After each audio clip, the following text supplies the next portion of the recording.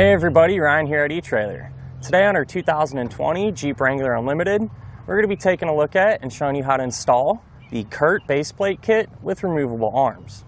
So there's going to be a total of 5 main components needed to flat tow your Jeep down the road. First one's going to be your baseplate. The baseplate is going to provide us with a solid and reliable connection point. That way we have something to hook up our tow bar to. The tow bar is going to be that second component. That's actually going to be the link that hooks up to your baseplate, to the back of your motorhome, and this is actually going to physically pull your Jeep down the road. The third component is going to be safety cables. So safety cables are pretty straightforward. They're there in the event of an accidental disconnect. The safety cables are going to keep your Jeep and motorhome connected together. The fourth component is going to be your tow bar wiring. So the tow bar wiring is going to transfer the lighting signals from the back of your motorhome to the back of your Jeep, and that's going to help keep you safe and legal. The fifth component is going to be a braking system. So the braking system is going to apply the brake pedal inside the Jeep whenever you hit the brakes in your motorhome. That's going to not only reduce the wear and tear on your motorhome's braking system, but it's also going to make your stops more safe and predictable, since the Jeep's applying its brake pedal on its own and not relying on the motorhome to do all the work. One thing I do like about this base plate is the way it's going to look on the front of our Jeep. It's not going to stand out too much, and in my opinion, kind of just adds to the rugged look of the front end. That way, whenever we're unhooked and we're cruising around town, we're going to have that nice clean look. One thing I do like compared to some of the other base plates is these little plugs here. Not a huge deal, but a nice touch in my opinion. These plugs, especially useful for Jeeps that do some off-roading, are going to protect the inside of the holes. That way no water, dirt, or debris can get inside, potentially causing any corrosion. That way you know it's going to be easy to hook up, even in years to come. These plugs do just pop out, and I actually like the look of these. They're flat and kind of have a textured finish, and have an advantage over some of the other types that just don't look that great. Some of the other base plates actually have a bracket that's welded to it that gives you a good spot to mount up your wiring, and that's great, but at the same time too, not having one there is almost just as good. You will have to pick up a bracket separately, which is available here at eTrailer, but the benefit to that is you're going to be able to mount your wiring wherever you want. That way, for example, say if your plug on your motorhome is way off to the driver's side, you could slide this over and put it there for easier access. Now, since this base plate does have removable arms, it's going to make it super easy to hook up to your tow bar whenever you are ready to flat tow. The only thing you're going to have to do is just pop your plugs out, take the removable arm, push it into place, and rotate it about a quarter turn until that pin clips in. And the other side's going to work the same exact way. So I've personally installed a lot of different base plates on many different Jeeps. And I will say, I actually do like this one a lot, and really for a couple of different reasons. Although it is visible, in my opinion, it's going to look pretty good. It's not really going to take away from the looks of your Jeep. And how everything's oriented, it's going to be nice and clean and super easy to hook up. For example, the tow bar is going to be really accessible, easy to hook up into your base plate.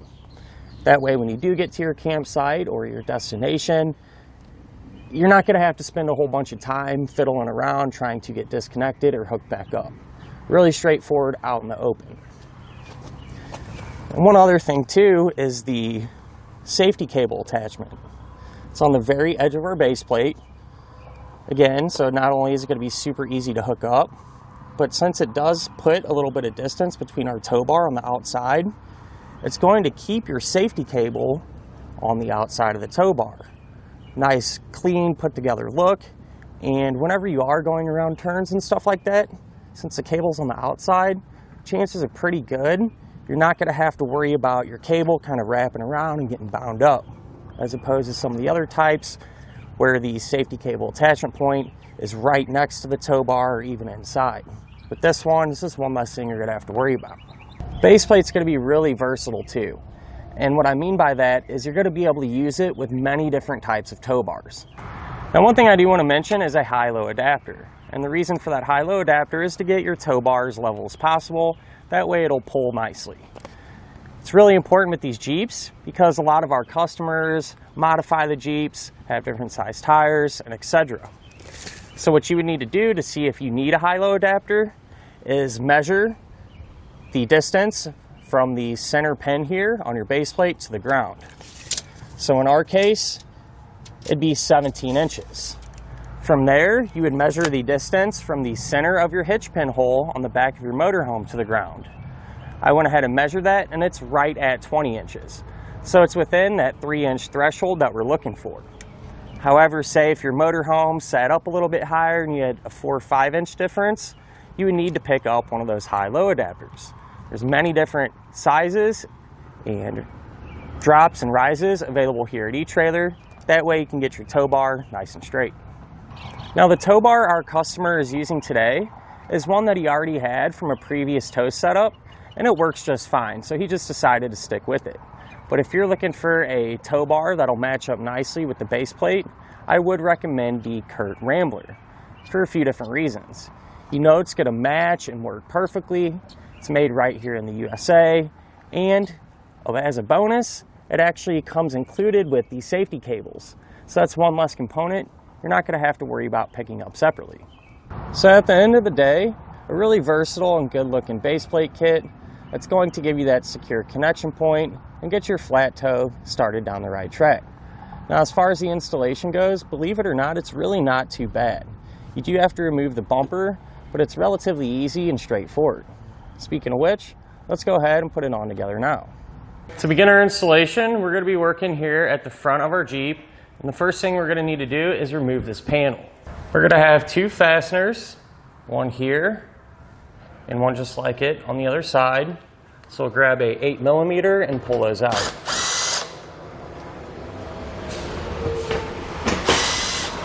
And then if we move up to the front edge of our panel, along the whole edge, we're going to have a total of 8 plastic pushpin style fasteners that we need to pull out as well. To get these out, you can take a trim panel tool or even a flathead screwdriver will work. What you do is you pry underneath the head of the fastener, pull down, and you can get underneath the base of it and completely remove it. So I'm going to use that same technique to get the remaining pushpin fasteners out. Once we have all of our fasteners removed, we can lower our panel down and set it off to the side. Now we can go ahead and remove this metal plate here. It's going to be held in place by 2 bolts, one here and one here. So we'll grab a 16mm socket and pull those out. Once we have both of them out, what we're going to have to do is just kind of push up on that plate, and that'll release it, and then we can just set it to the side.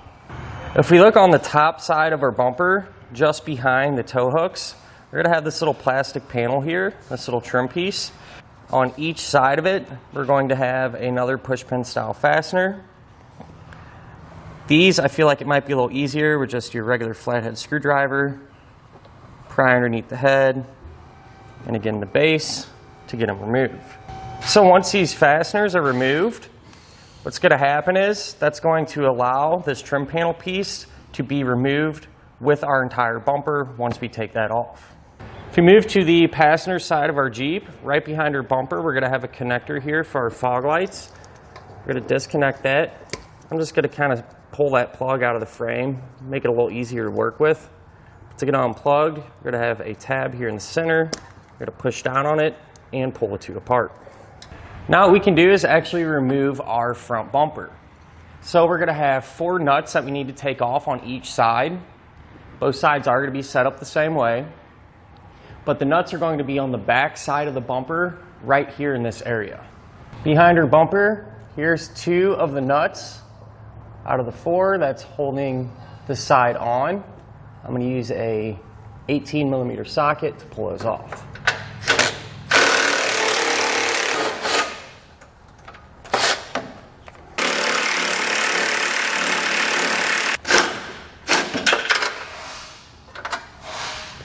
And here's the other 2 nuts on the outside of our frame rail on this side. Again, grab our 18mm and pull those out.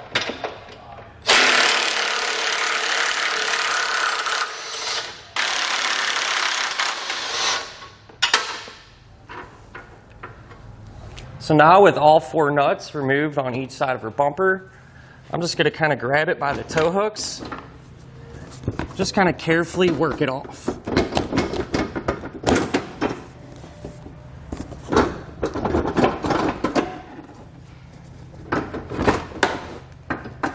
Once we pull it away, we can set it off to the side. Now what we can do is remove this 16mm bolt that's holding on this little bracket on the outside of our frame rail. And I want to mention, from this point on, anything we do to one side of the Jeep, we're going to repeat on the other side because it'll be set up the same way. Once you pull the bolt out and the bracket, you can set this off to the side. Now what we need to do is, here at the front of our Jeep, enlarge this bottom hole, and we need to make this hole big enough to be able to fit a spacer block as well as the head of one of our carriage bolts inside of the frame. So I'm going to use a die grinder bit to open this up. However, you could use a step bit or hand file to do the same thing.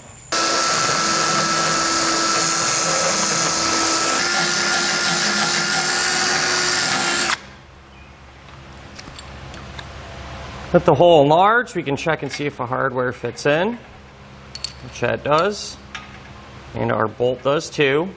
So now we know that it's big enough. What I'm going to do is just grab a paint pen. You can also use some spray paint. And just cover up that bare metal. That way we don't have to worry about any rust or corrosion in the future.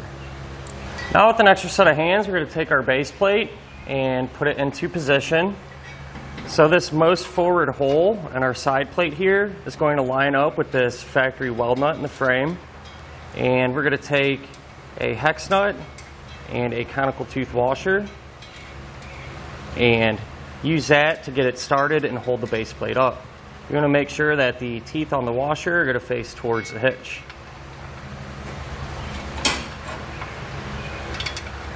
So we'll get these hand tight on each side. That way the base plate will support itself. Now that the base plate is supporting itself, what you can do is adjust it, and we're trying to make sure that it is level. So I have a level stuck to the front of it here, and I have it really close in that proper position that it needs to be. So you can keep it there and then just snug down the 2 bolts that we installed a moment ago to keep that base plate in that position. Now we're going to do this rearward hole here on our base plate. We're actually going to use it as a guide. That way we can take our drill bit, the size is indicated in the instructions, and drill a hole into our frame rail.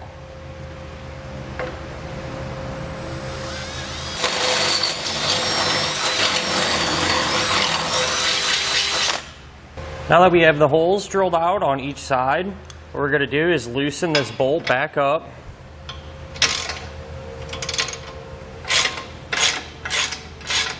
What that's doing is creating a gap in between the base plate and our frame.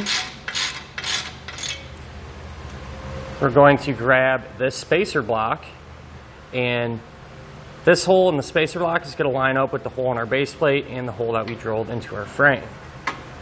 So we kind of sneak that in there. May have to take a bolt or a screwdriver or something to try to get everything to line up correctly.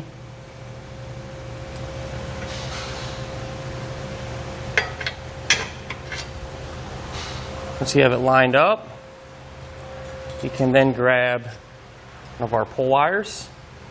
We're going to take the coiled end of the pull wire, feed it through into the frame rail, and we're going to push it towards the front of our Jeep.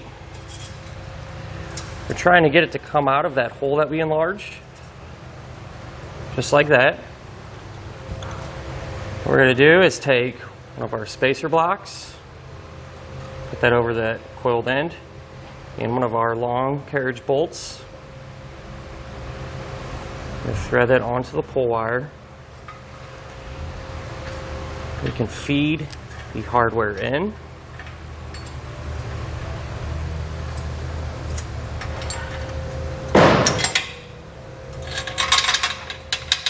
It'll pull on the other end of it.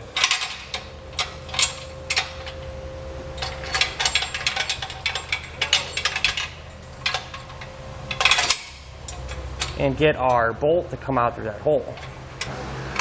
Once our bolt is pulled out, we can carefully remove the pull wire. What I like to do is kind of use one of my other fingers to put a little bit of pressure on the bolt because we don't want it to fall back into the frame rail. With that being said, what we're going to do now is take some red Loctite and just put a drop of it onto the threads of the bolt. This does not come included, but if you need some, you can find it here at eTrailer. I'm then going to take the flange nut and get this started.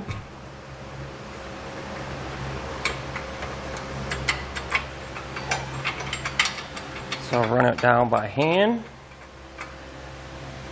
And we can come back with a 19mm socket and snug this down. Now once we have this snug, we know the base plate isn't going to move. We're going to move back to this front one, and we're going to completely take it out. I'm also going to put a drop of red Loctite on the threads.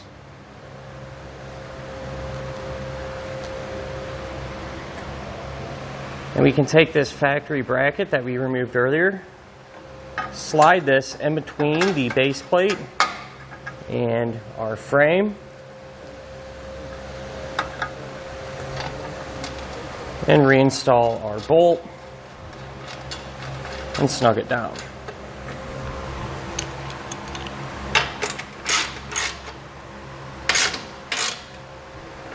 If we move down to this hole in our base plate, it is going to somewhat line up with a factory hole in our frame.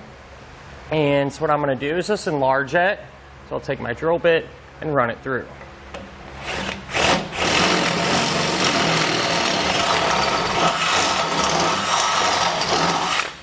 Then we can grab the coiled end of our fish wire, run it through, and this time we're going to just push it straight down.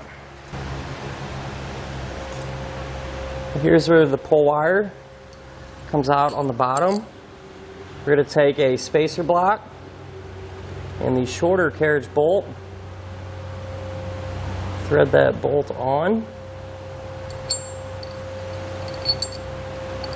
We're just going to work this hardware up into position, pulling on the other end of our fish wire to get it to come out of that hole. Once we have it out, we'll go ahead and remove our pull wire, put on a drop of Loctite, take a flange nut, get that started, and come back and snug it down. Now we can grab a torque wrench and tighten all the hardware down to the amount specified in the instructions.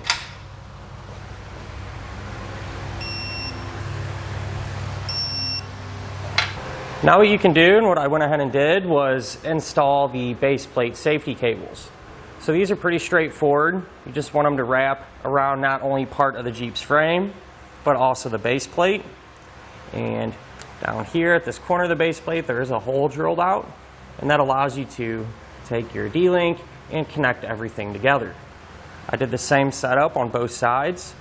And then once I had it in place, I just came back with some zip ties and just kind of zip tied everything tight. That way we don't have to kind of worry about it bouncing as we're going down the road making a bunch of noise. So now would be a great time to install any other flat towing components such as your wiring or braking system. And that's because we're going to have all this extra room to work here out front. Just makes life a little bit easier. Now that I have my other flat tow components installed, we can go ahead and reinstall our bumper the opposite way that we removed it. And you don't want to forget to plug your electrical back in as well.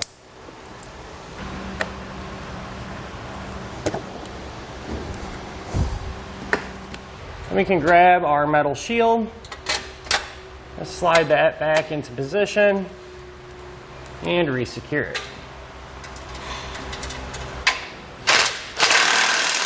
So we are going to have to trim up our plastic panel, and there's a picture in the instructions, and so I went ahead and marked that out just like that photo. This is relatively thin plastic, so I'm going to use a cutting tool like this.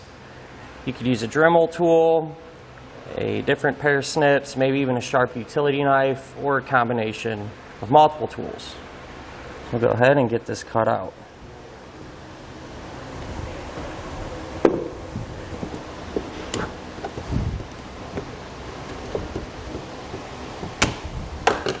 So this is what our panel looks like when it's all trimmed out. You can raise it in position, re-secure your two 8mm bolts, and reinstall all your push pin fasteners. And that'll finish up our look at and our installation of the Curt baseplate kit with removable arms on our 2020 Jeep Wrangler Unlimited.